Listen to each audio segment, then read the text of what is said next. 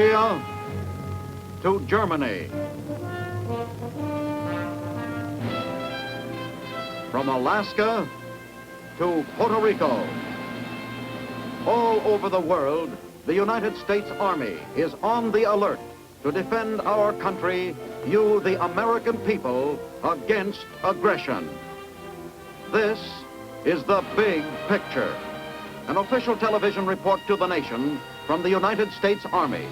Now, to show you part of the big picture, here is Sergeant Stewart Queen. Every day, the Army grows stronger as mechanical improvements are made to weapons and equipment. But in the final analysis, it is still the foot soldier who must win and hold the battlefield. To make sure our combat soldier is tough enough to carry out this mission, whatever the battlefield terrain, the Army has this kind of finishing school for infantrymen. Join the Army and stay on the ground, said the recruiting sergeant. So what happened? I'm making like a mountain goat, 12,000 feet up in the air already. Mountain warfare training, they call it. You gotta be able to fight and know your way around, however high the mountain. And to learn the ropes, they got a school for it in Austria. One morning, they put some packs on our backs and marched us to the mountains, just like that. You're gonna be mountaineers, they said.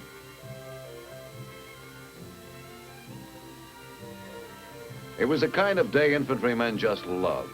Rain poured down steadily as we gathered round the instructors, and a steady trickle of water running down the back of your neck felt good when stopped.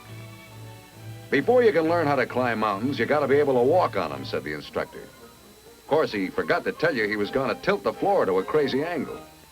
You ever tried walking on an uphill grade covered with ball bearings? So hours later, you finally get to the top. And when you do, what does the man say?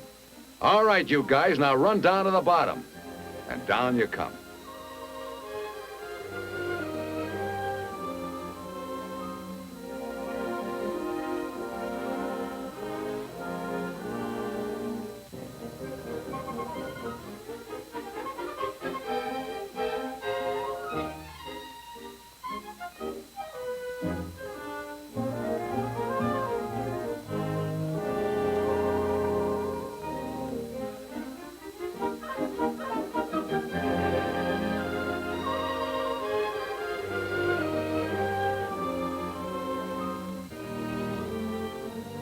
Now that you've mastered mountain walking, you must learn a few hand and footholds, which will help you turn into a human fly.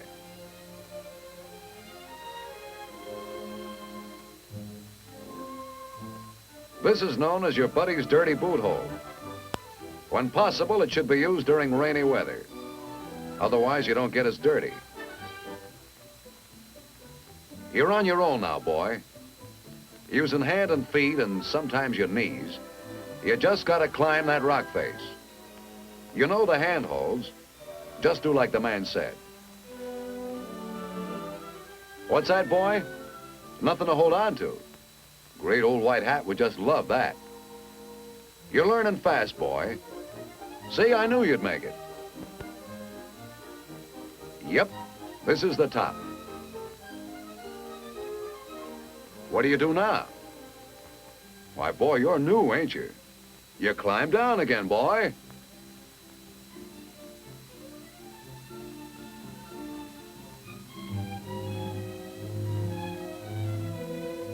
Then the complicated stuff begins. Your hands and feet will take you just so far. Now you must learn about rope climbing, what knots to use and what knots not to use. The climbs get tougher, but so do you. And there's a terrific thrill in conquering nature's greatest obstacles. It's a science where a slip of an inch can be as good as a mile, straight down. There are all kinds of ways of beating this old mountain, and you'll learn them all. Up or down, you know how to do it now. You've lost a few fingernails, but your hands are like hooks. And instead of legs, you got a couple of clamps on two long springs. You're becoming a mountaineer, and you respect the danger.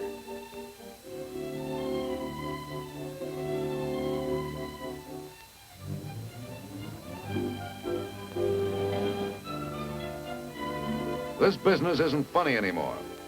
A guy might be injured up there on the mountain. And There's ways of getting them down if you listen. And you listen. Because one day that guy on the mountain might be you.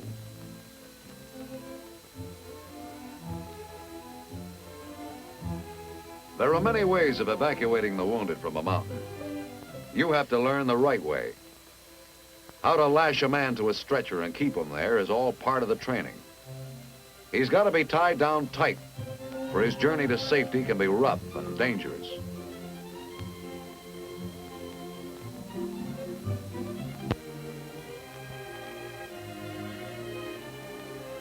Whether it's Indian fashion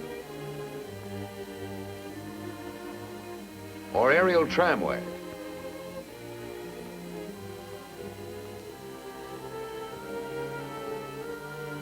it's the final stage of the course now. You've learned how to climb up the impossible.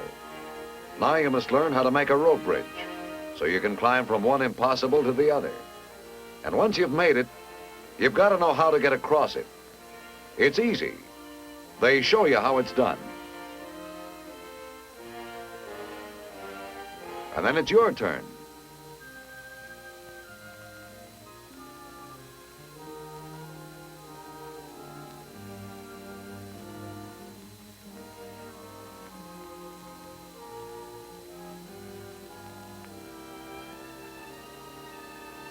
One step forward, and you push out with your arms. It's easy once you know how.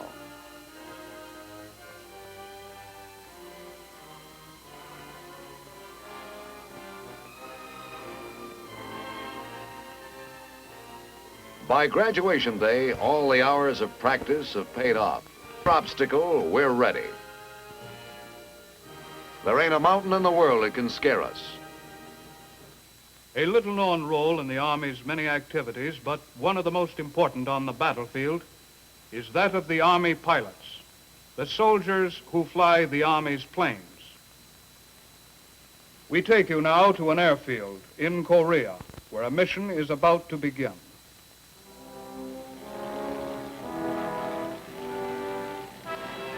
It's quiet on the strip now. The planes stand idle in and out of the hangars, frozen by the uneasy troops. But not so long ago, they worked around the clock here in Korea, sending Army planes deep over the enemy's lines to reconnoiter and report. It would begin like this. The operations officer got the first word.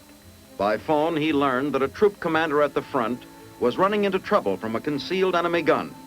Its position was concealed from ground observation by the mountains. It was up to Army air observers to do the job.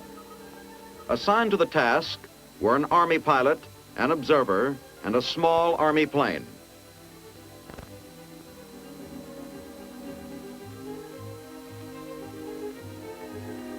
From the ready room came the pilot and observer, veterans of many such missions.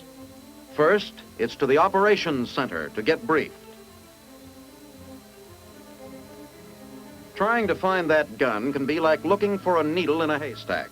So get all the information you can before takeoff. Whether you find it or not might mean the difference of a lot of lives saved or lost. It can be hot up there too while it lasts, so slip on a flak vest. Your life has been saved twice by it already. You don't need convincing.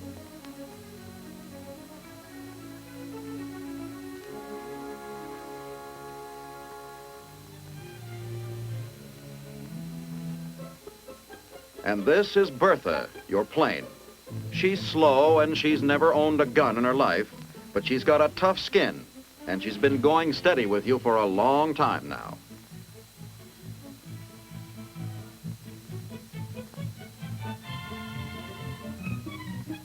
Before every mission, the plane must be checked over completely with the mechanic who keeps her in trim. She's been shot at and peppered with small arms fire, but she's never failed to bring you home yet.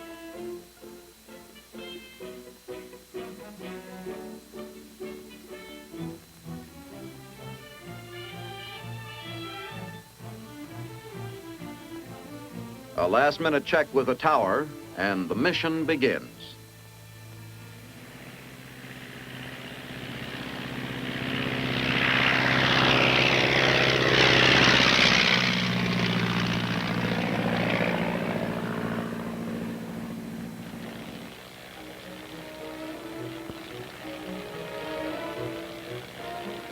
You stay high until you get over the enemy's lines, but all the way, you keep your eyes peeled for trouble.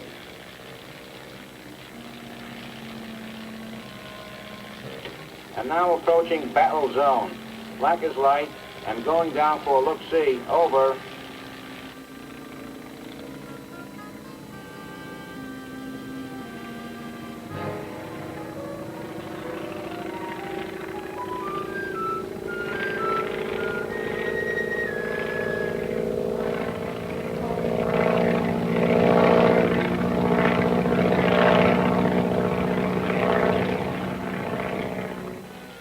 Target spotted. 0152 at Mike 773. A closer look to confirm the position, and then up and home as quick as you can.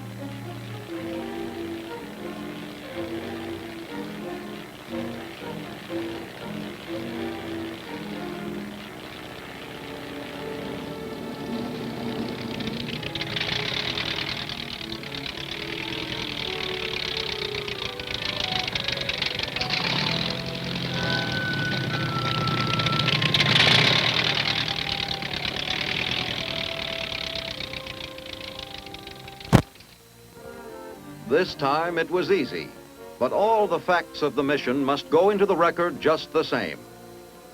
How many guns did you see? What was their position? Were there any obvious troop movements? It must all go into the report.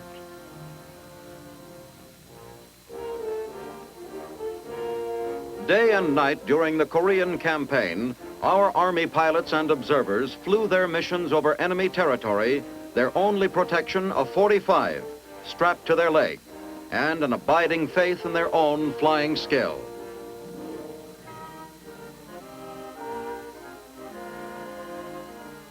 Helping them to write this new page of Army aviation history were the mechanics and technicians who kept the flying berthas flying fit.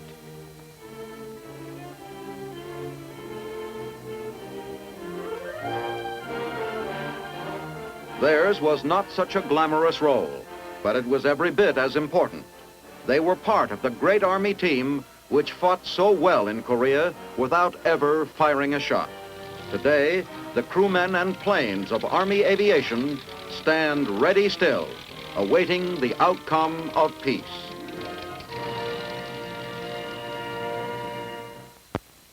Small planes, unarmed and slow, but doing a big job. A man-sized job.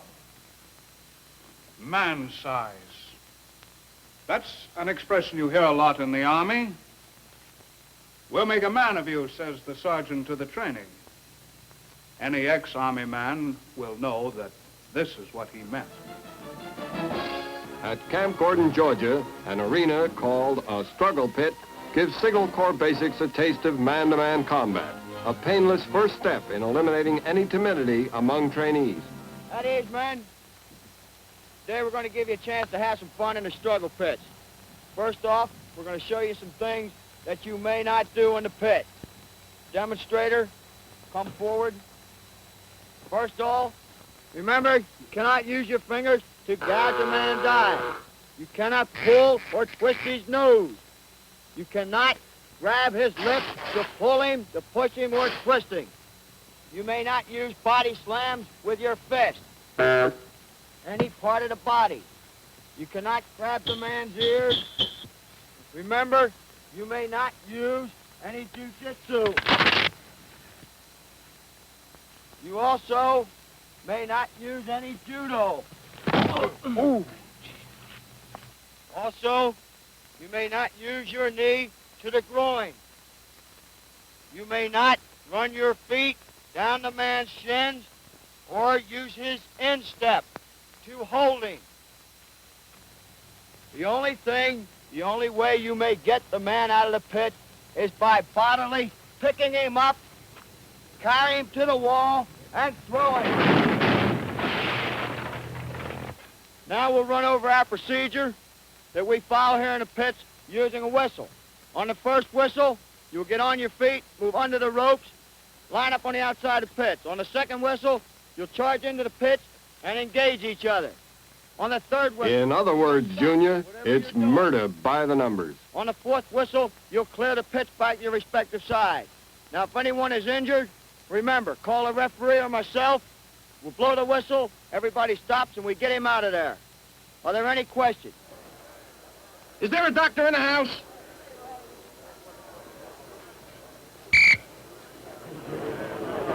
It's gonna be a lovely day for a hanging.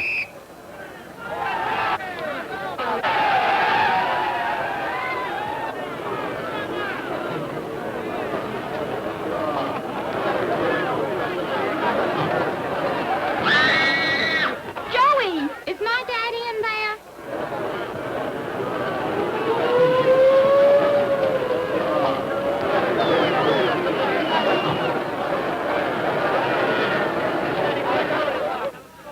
Get away from them swayed doors.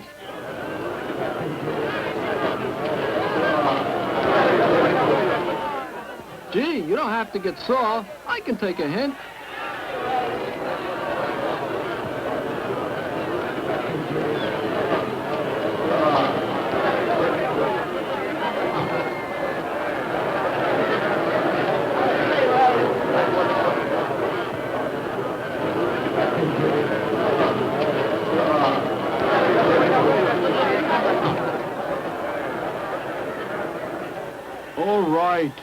All right already. Oh, go quietly.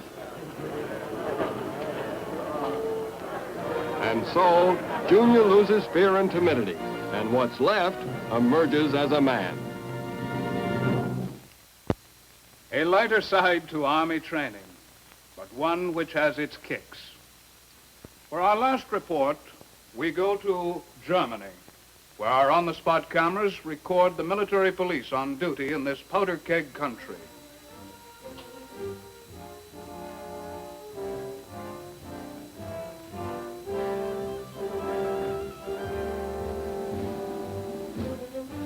Of all the American troops stationed in Europe, it is the military police in Germany who come closer than anybody to the tensions of this strategic area.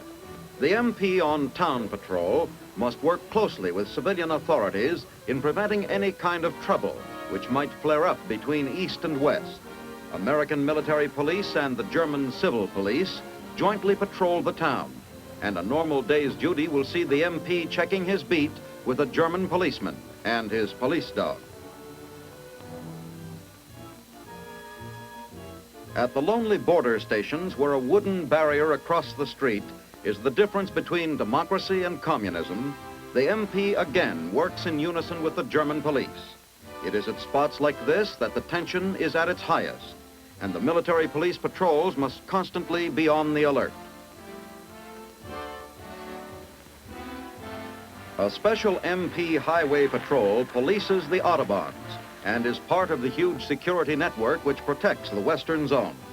Any suspect car believed carrying contraband goods from the U.S. zone can be halted and searched at any of the border crossings. A German customs official carries out the actual search under the watchful eyes of the MP Customs Unit.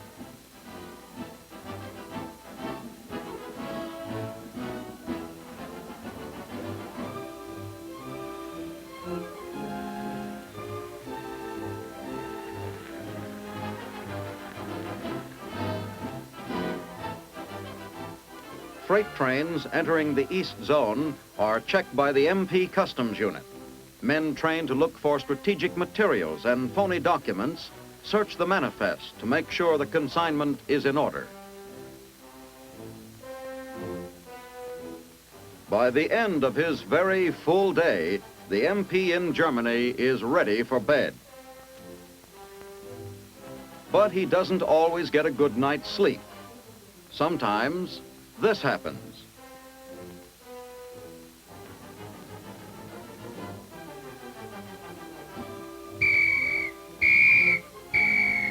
Alert! Alert! Even MPs living off post are called back in. Everybody turns out with full field combat equipment. They might be gone for days.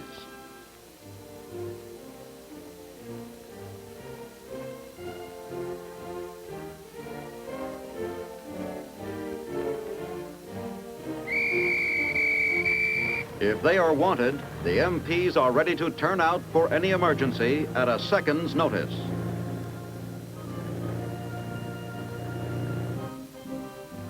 The MPs also ride the Berlin Express as one of their many duties. At the station in Frankfurt, they stand guard while passengers board the train. The Express passes through the Russian zone on its way to Berlin, and maximum security precautions are taken. The passengers are a mixed lot of all nationalities. Their papers must be checked and rechecked, and each passenger must carry a copy of their traveling orders in Russian.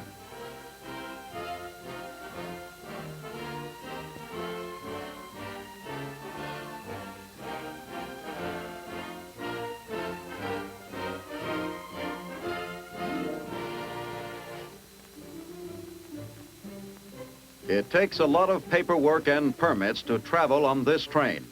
Once on board, the passengers must stay there until Berlin is reached in the morning. The tensions of a journey on this express are reflected in the face of the German train guard.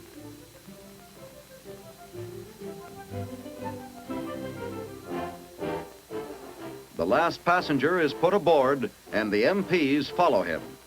Every door of the train is locked and is kept locked for the entire journey. Patrolling the train, the MPs protect the U.S. personnel and mail, which nightly ride the Berlin Express.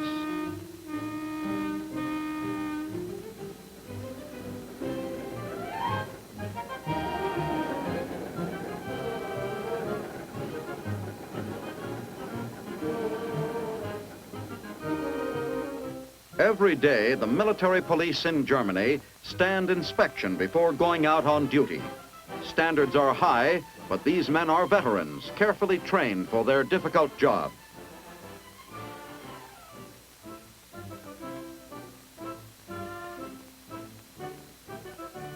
As long as our troops remain in Germany, the military police will be there, guardians and protectors of our Army, as well as soldier ambassadors of America. Next week, the Army will bring you another pictorial report on your Army at home and overseas. Now, this is Sergeant Stewart Queen inviting you to be with us then. The Big Picture is a weekly television report to the nation on the activities of the Army at home and overseas. Produced by the Signal Corp Pictorial Center. Presented by the U.S. Army in cooperation with this station. You can be an important part of the big picture. You can proudly serve with the best equipped, the best trained, the best fighting team in the world today, the United States